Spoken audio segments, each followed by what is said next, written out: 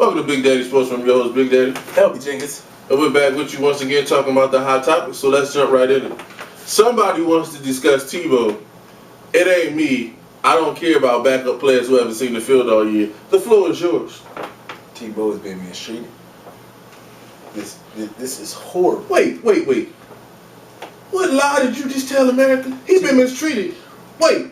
He's been lied to. Time out. Bamboozled. Was Brady Quinn mistreated when he was listed as number 2 and they jumped over him with third string quarterback by Everybody knew what Brady Quinn got.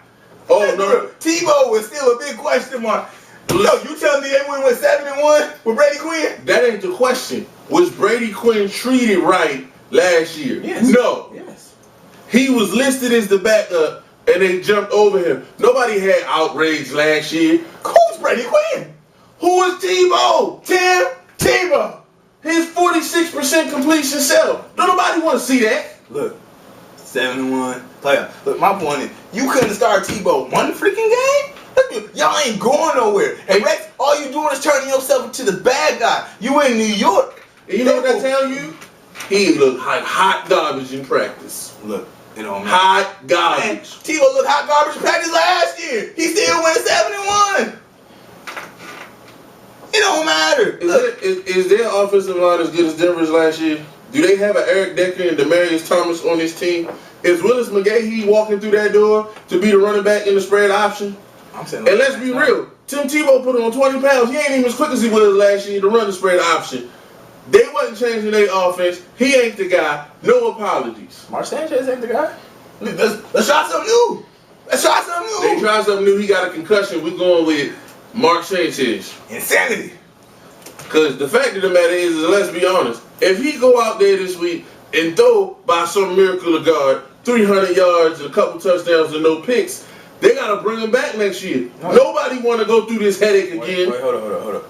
He did that in the Steelers, and guess what? Denver let him go. Now that's for Peyton Manning. I was saying, are they going to get a Peyton Manning? But look, my point, my thing is they let him go. Everybody knows. Sources saying going to Jacksonville. Jacksonville is welcome. If he throw for 300 yards this week, they couldn't let him go. The uproar would have been crazy. He's sitting on the bench where he belongs, and the fact that you talking about he mistreated is a joke. He was bamboozled, tricked.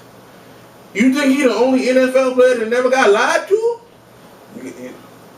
Look, he might not be the best quarterback, but let's be real. Tebow's status is elite personality as far as football. You don't lie to an elite personality as far as football. How many championships has elite personality won somebody? Look. Exactly. Don't come at me with that garbage. Elite personality. Because he got a couple endorsements. Look. Sanchez got endorsements. Where'd they get the Jets? Sanchez endorsements will be gone tomorrow. And so will Tebow's because he ain't doing nothing. He ain't playing. He ain't going to start in Jacksonville. Why is we talking about this? He will start in Jacksonville. He garbage. He will win in Jacksonville. Tim Tebow. As a fullback? Tim Tebow. Stop it. Just stop it. You have no ground to stand on. Tebow. Have a ground that Romeo Cordell put Brady Quinn. That Brady Quinn, they was passed over, and Brady Quinn got a shot. And you telling me Tim Tebow can't get a shot in New York? Bump that, man. Next subject. Wait. Jets gonna get fired. You want to talk about get fired. Whole Jets organization, blow him up. And keep Tebow and let him be the starter, right? Amen. He's the savior, right? Amen. Please. Tebow couldn't lead a Pop Warner team to a championship. Get out of here with that garbage. I can't believe, look, he's not an NFL player, not a quarterback. And they see him in practice. When you can say with a straight face, and I think they pass a lie detector, Mark Sanchez give us the best chance to win. That's how bad he looked. And don't nobody want to account for that. Look, my man Nate Burrows says on first take, I appreciate it. I was never a practice guy. You're never going to give it your all in practice. But on the game, I show up. Guess what? You know what? You can do that at wide receiver. You can do that at wide. You know why? Because a wide receiver is not a leader. Tim Tebow is supposed to be the leader of the team. How you gonna leave somebody looking like a hot mess all week long? Tim Tebow in game time when it counts. whatever. After the defense then carried you for 55 minutes, you complete one pass, and we supposed to say, oh, he's the savior. He wins the game. I'd rather have an ugly W. Wait. He win the game or the defense carried him? Or he throws the last minute touchdown. He threw the touchdown. Let's be real. And the Steelers play. A blind squirrel can find a nut. Look, get out of here with that. 7-1. He found 7 of them. That defense came together. What happened to that team when Brian Dawkins got hurt? Well, they started losing, didn't they? They couldn't even beat Kansas City, could they? Or what happened to them then? The Steelers. Hey, look. The man ran the dumbest defense known to man. Demarius Thomas got open. I don't take it from him. But let's not act like what happened the next week. They broke his ribs. That's what happened. Tom Brady happened. No. They broke his ribs. Tom Brady. When he got asked to drop back and be a natural quarterback, they broke his ribs. End of discussion. Talking about garbage, Tebow. Here's the next question. Is Calvin Johnson's record tainted because he's on a losing team? And a lot of them yards have been meaningless yards. Like last week, the game was over and he's accumulating yards and it's great, but they're meaningless. Is the record tainted? I don't necessarily say it's tainted because, when you pass it to other people on that team, they're dropping the ball. He caught the ball. I ain't gonna say that. Everybody pad stats at the end of the game if you losing. Look, there's winning teams that pad stats when they winning the game. No, I'm not even talking about that as much as you broke a record, but it didn't help your team produce wins. You see what I'm saying? Like, Adrian Peterson made break Eric Dickerson's record. He's put that team on his back, and it has produced wins. Calvin Johnson got a bunch of what we call meaningless yards. And there's no disrespect to his talent, but they trade in 500 of his receiving yards to a running back to run for 500 yards and close out some games for him. Look, that ain't his fault. I'm not knocking Calvin. I'm just saying, when you look back on the record, to me, his year last year was more impressive because it produced W's. Yeah, that's what I'm saying. This year, it's just like, if he get 2,000 yards receiving, you can't sneeze at that, but at the same time, it's more impressive if they was 10-6. Oh yeah, I definitely 10-6. They gonna have a top 5 draft pick, and you set a receiving record. Guess what? Look, it's both sides of the ball. I can't even say it's the defense. It's both sides of the ball that's messing up this year. Matter of fact, let's get to the real question. Should Schwartz be coming back? Yes. I think Schwartz should come back. I'm saying, Schwartz, you got 8 games next year. And in 8 games, you ain't done your job, you're getting fired. Look. I give him 8 games next year. I'm sorry. His first year, he was 2-14. Then he went 6-10. And they had an okay year. Last year, they made the playoffs. But then this year, they came in like they had won the Super Bowl, and they was hungover. That's leadership. That's unpreparedness. This team, I ain't even talking about the stupid stuff off the field. This team still does stupid stuff on the field. He hasn't got on his quarterback about his bad mechanics. Stafford's got a great arm, but he depends on it too much. He forces too many passes, like he did last week. Triple coverage around Andre Johnson. Calvin Johnson trying to make a play. He never says anything to him about it. They need somebody that's going to come in there and be a real leader. Schwartz is not that guy. Man, I think Schwartz gets in the... Look, when you got Winston Hunt in the past 3 debacles he didn't have the past 3 years, when you got that, still keeping jobs. When we got... I didn't think he should have came back either. Look, I'm saying Schwartz gets 8 games. You will be fired mid-season. I would fire him mid-season. With these temperamental NFL players, if you go in with the mindset that you're already on the high seat, they're not going to perform. Well, it's the idea that a coach can't coach in the last year of his contract because the players don't respect him and all that garbage. They need a new voice in there. Somebody they're going to respect. And they don't follow him because he ain't lead them nowhere special. Look. I'm sorry. I give him 8 games next year. 8 games. Unless you go like 0-4, then fire you. But ain't no coming back from that. 0-4. And I'm not just putting it on him. I look at the general manager too, because when you look at that team, you haven't addressed the needs of the team. Look, the owner. Look, who was Matt Millen before? You got this new. Y'all need to get better general managers. Y'all need to be better dressing of talent of general managers before you get them in there. Because the secondary still ain't been fixed in 2 years. 2 years. That secondary been hot garbage for at least half a decade. How long Matt Millen been gone? 3? That secondary been garbage for a long time. Well, I'm just saying under the last secondary player they had a note. I mean, Delmas is okay, but Dre Bly is the last secondary player they had a note, and that was years ago. They need new talent to come in because the offensive line ain't great, and the running Mikel LaSure.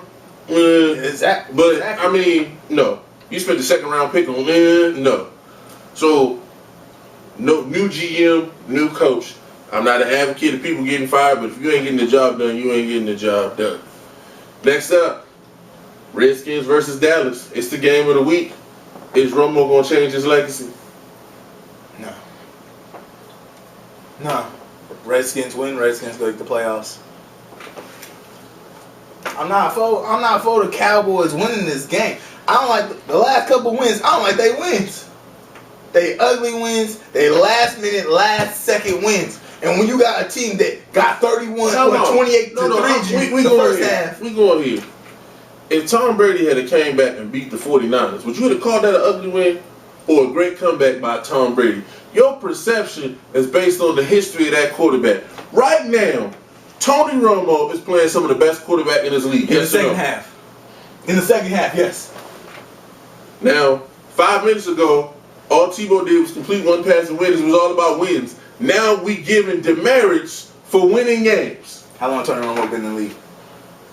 He been in the league 9 games. What's your point? My point is, Tony Romo, look, Tebow been to the playoffs one time and got a playoff win. One time.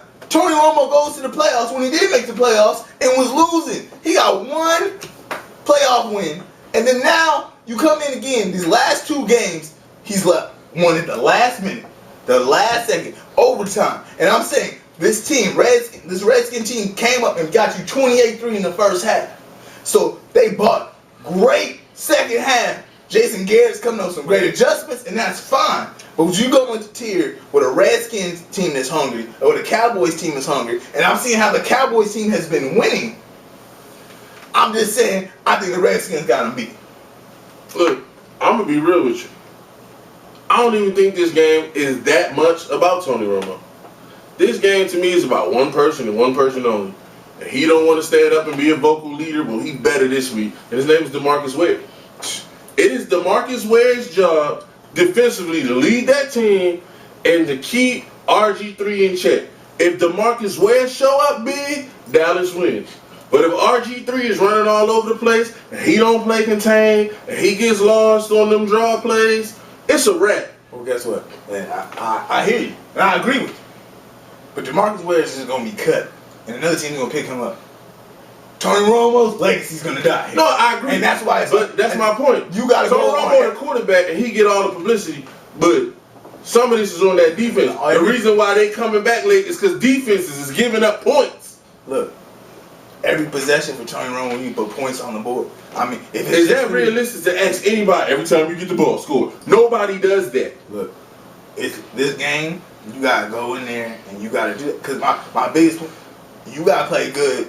And hungry as you do second half in the last 2 of the last 3 games, you gotta do that this game. You gotta come in first half, score points. You gotta come in second half, score points. Cause the Redskins, one thing that the Redskins are doing is they hungrier in the first half than they are in the second. That is something as well. The Redskins will score all these points in the first half and then just play conservative in the second. They don't continue. So look, you need to go in there and continue scoring. The first game y'all played 28-3 and y'all lose 31-30. So they only scored 3 points in the second half after scoring all those points. So you have the ability to come back. My point is, if this is a statement game for Tony Romo, statement game for Jason Garrett, y'all need to go in there as soon as that whistle blows and go in there and finish strong. I agree with you, but I just think too much. Tony Romo can go out and throw for 300, 3 touchdowns. If they don't contain RG3, it won't matter. And everybody always saying, well, oh Romo. I mean, when you look at this team and this season, you gotta give Romo credit because he's had some horrible moments, but he had some great ones. Dez Bryant playing through the broken finger, bowling, Pro Bowl snug. You know, he gonna play angry on Sunday. You know, Miles Austin finally hamstring problems gone. He show up when they need him. Last week on the 4th down play, he showed up, got open. So the guys are stepping up. Defensively, are you gonna show up? Are you gonna stop people consistently? And I just don't know. Next up is the picks. Y'all know who the winner of the picks always is, so we ain't got to discuss that. Tampa Bay at Atlanta. Is Atlanta resting people? No, Atlanta could rest some people second half, but they I don't like should. Look, you don't know. Hey, with Atlanta, you don't want them to lose their first round. No, they got a tough decision right now. They got to get, because here go the thing. You look real dumb as a coach if, God forbid, you play him, and like Julio Jones that had hamstring problems his 2 years in the league. He in the 4th quarter in the meaningless game, he pulled a hammy foot. So I say play him the first half, and then put in your bench the second half. I'm still gonna pick Atlanta in the game because something happened to Tampa Bay. They fell off. I don't know. That Greg Schiano might get fired. Look. Nah. Look. It's his first year. He put his prints on it. They'll give him more time. Jets at Buffalo. Buffalo. Who cares? Buffalo. Like, really, who cares? They starting Sanchez again. Buffalo ain't going nowhere again. Buffalo, who cares? Baltimore, Cincinnati. Baltimore. If they play like they played last week, this should be a blowout. 500 they did 600 offensive yards. 550, something like that. I'm going with Baltimore because Cincinnati, honestly, they know they can't improve position. So why am I going to go all out and put new stuff on film when I'm really preparing for the playoffs? Chicago at Detroit. Well, this is Shorts right here. Shorts got to show up right here if you do want to keep his job. Now, I don't know how I like the Chicago. I'm going with Detroit because they at home. Quiet as it's kept. Ain't nobody talking about Chicago's offense ain't been looking good. Last week, Jay Cutler was like 12 or 26 or something like that. 100-something yards, but it gets glossed over because they played the Cardinals. The offense is not really clicking. Running game ain't doing what it's supposed to do. Matt Forte injured. Look, I don't see Mike Tice being the offensive coordinator next year. I expect Megatron to get you the 2,000-yard mark. That's without question. But I got Chicago winning. Jacksonville or Tennessee? Jacksonville. I'm going with Tennessee. No particular reason why. Houston or Indy? Houston. Houston got to win this. Houston wants this because they want to lock up home field throughout. Indy wants to win because, you know, Chuck's coming back and you want to win for Chuck. It's in Indy. Congratulations to Chuck Pagano for fighting through and coming back. Definitely. But I got Houston in this game. Green Bay and Minnesota. Woo! I picked Minnesota last time. I'm going with Minnesota because it's at Minnesota. And AP got a record to beat, and AP been carrying this game. I'm going with Minnesota because Green Bay they can't improve position too much. Miami and New England. New England. Even if they play the backups. Carolina and New Orleans. I'm going to go with Cam on this. They've been on fire lately. Cam, you know what? Cam need this game. He need to put a winning streak together to close the season to go into next year and to build on the summer. Philly Giants. Vic is playing. I think Vic, man. I think Vic is going to play well. This is auditioning. This is goodbye game. I'm taking Philly. Cleveland at Pittsburgh. Cleveland. I think Cleveland got more to say. One, they beat them last time, but even though it's in Pittsburgh, Pittsburgh gone. And they gone. Ty Haley probably going to get fired. Just silence. There's too much vibing. But Pittsburgh got too much pride to lose this game at home. If this game was on the road, I'd go with Cleveland. But it's at home. They're going to give their fans something to go into the offseason. Okay, we got a couple things going. I'm going with the Steelers. Dallas at Washington. Washington. You know what? I don't think you can be as talented as Tony Romo and DeMarcus Ware and blow it consistently all the time. I'm taking Dallas. Oakland and San Diego. Who cares? Well, no, I actually kind of care about this game because Terrell Pryor might start. Really? So I want to see can Terrell Pryor play on this. I don't think he can. I should get Terrell Pryor versus Clipboard Jesus. Because the 2 starting quarterbacks, who cares? Look, Nobody wants to see Charlie Whitehurst. Nobody. But I'm taking San Diego. I'll take San Diego. Arizona at Frisco. Frisco all day. No, I'm going Arizona. No, I'm going Kaepernick. Jim, this might blow up in your face. I mean, Kaepernick might throw some. Look. I think what's happening is you can't account for there's some defenses that he ain't seen. There's some blitzes he ain't. Compared to Andrew Luck, RG3, and Russell Wilson, Kaepernick started mid-season. So there's a curve and kinks they got out at the beginning of the season that he ain't got out yet. So I understand that. But it's like they're giving him more freedom, and as they give him more freedom, he messes up more. Not saying he can't be in the future, but I think. But for this season, and they trying to win the Super Bowl, I don't know if he that guy. Exactly. I would have went with Alex Smith, and I think the Cardinals don't catch them. If they show us. St. Louis is Seattle. Seattle. 12th man. Kansas City at Denver. Can we talk about how Kansas City got 5 Pro Bowlers? Man, wait, hold up. I'm looking at this. I was like, they got 5 wins. You got more Pro Bowlers than you got wins. Now, I understand Jamal Charles going to the Pro Bowl, and the punter's going because he done punted more than any other punter in the National Football League. I get that. But I'm not putting nobody on that defense in the Pro Bowl. So it's ridiculous. But no, I got Denver winning that game. Next up, a little bit of NBA real quick. Your light-skinned friend Darren Williams got Avery Johnson fired. Why is Darren Williams getting coaches fired? I don't know. I don't know why you have a problem with the offense when you're averaging 30 and 10. He averaging about 20 and 8. 28. 20 and 8. Look, my issue. You's a star. You doing your job. It's working. So what? But what is he a star for? Let's get to the root of this. Averaging 20 points in the NBA don't make you great. You're a scorer. It don't make you great. I'm sorry. I look at that team, and Joe Johnson don't want to, but he's probably the best playmaker on that team. But Joe Johnson want to get his numbers and prove the contract right. None of them are making Brook Lopez, Chris Humphries, or Gerald Wallace better. I'm watching the Nets the other night. They got Gerald Wallace bringing the ball up. That's a problem. Gerald Wallace is like a poor man's Sean Marion. He don't need the ball. He don't show up a lot in the game. When you look at the stat sheet, and he'll have 20. But I don't need him trying to be my point guard. Look, and so I'm just looking at this team like, and the team, where the leadership at? The team knew. So for them to be 14 and 14 and say that's the reason why he got fired, well, we all know it's Darren Williams. But the team got to be cohesive. You got Darren Williams there. You got Joe Johnson. And they've never played together. Gerald Wallace. This is gonna take some time. Now, if you want to say after All-Star break they keep losing, then okay, maybe Avery gotta go. But I think this is bigger than just the offense itself. Avery wasn't big on playing some of the guys on the bench as many minutes as Darren wanted them to because they don't play defense. And if you don't play D, Avery don't want to play you. It's a problem, and this is all you need to know about the Nets this year. Jerry Stackhouse has probably been their most consistent player.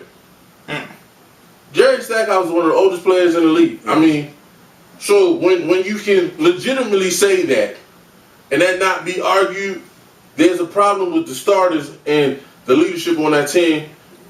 I think Avery got a raw deal. Next up, your boy D'Antoni, it looked like it was going okay, but then Dwight Howard lost his mind. They fined him $35,000 for that hit in the face last night. What was he thinking? I think he's frustrated. I think the back ain't going there. This is supposed to be Los Angeles Lakers. I think he's frustrated about how the season's gone so far. You just got Nash back. But Dwight Howard needs to be a concern of the management team because he can leave. You make a great point. He can leave. You need to figure out what his thing. Look, D'Antoni got this system. But it don't fit him. You gotta get out of this system. Cause you better trade him and get something for him. Cause guess what? He got other teams to go to. Miami will trade their whole bench. Get rid of their whole bench. Look, for rookies and get Dwight Howard on that squad as well. Here's what the problem. Real talk. He wanted to touch the ball more. He wanted to be more focal point in the offense. And on that team, Nash gonna have the ball, Kobe gonna get the ball. The pick and pop works better with Pau Gasol. So he bought the fourth option. And then Metta World Peace been hot lately. So Metta been getting his touches too. He not feeling it. This ain't Orlando where they was dumping it into him and he could throw it out when he felt like it and lead the league in turnovers and nobody would say nothing. Look, I think the lights in LA are brighter than what he expected them to be.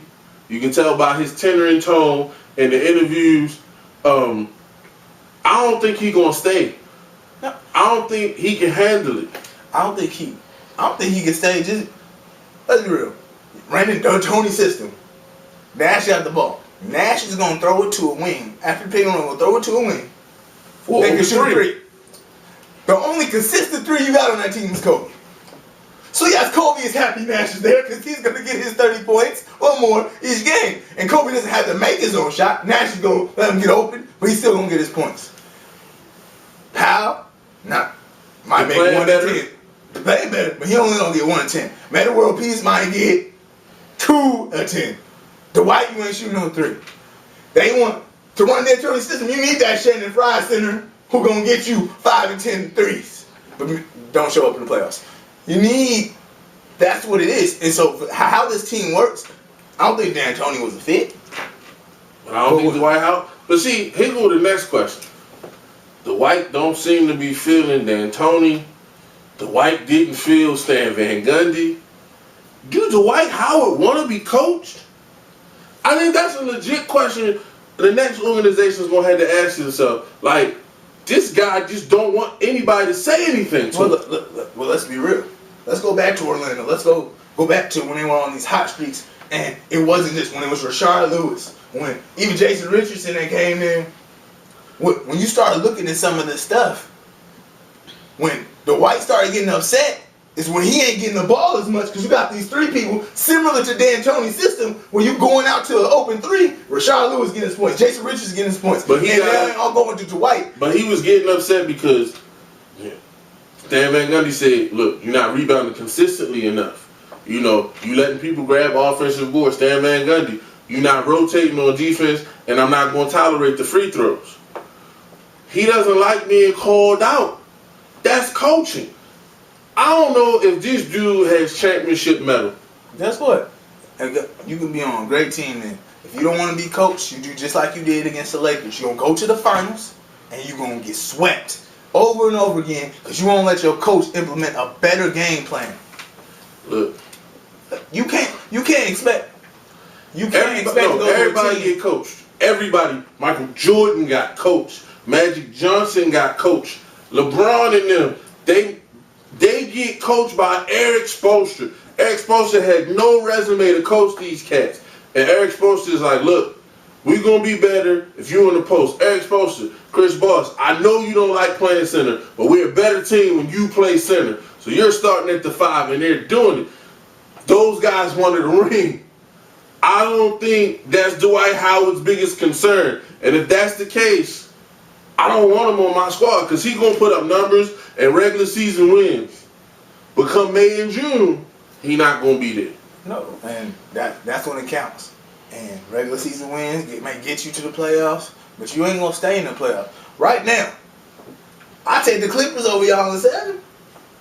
And in 7, I look at the whole West right now, other than a team like Golden State, but when you look at the top of the West, Golden State going to fight you to 7. But when you look at the top of the West and you're looking at OKC, you're looking at San Antonio, you're looking at Memphis, you're looking at the Clips. I mean, again, let's talk about coaching. Rudy Gay didn't fit his game into what Zach Randolph and Marc Gasol is doing. I got to change my game because they went to the playoffs without me. I want to stay. You got to be coachable. And speaking of uncoachable, this is our last topic. I'm so proud of Keith Smart in Sacramento for suspending DeMarcus Cousins indefinitely. And then when ownership came down and said, you got to let him back in, he said, fine. He can practice, but he didn't fly with us. You got to give coaches the ability to coach. Yes. You can't cut his legs out from under him. And so DeMarcus Cousins, I hope you learning your lesson. Again, you got to be coachable. Coach going to yell at you. You're a grown man. Suck it up.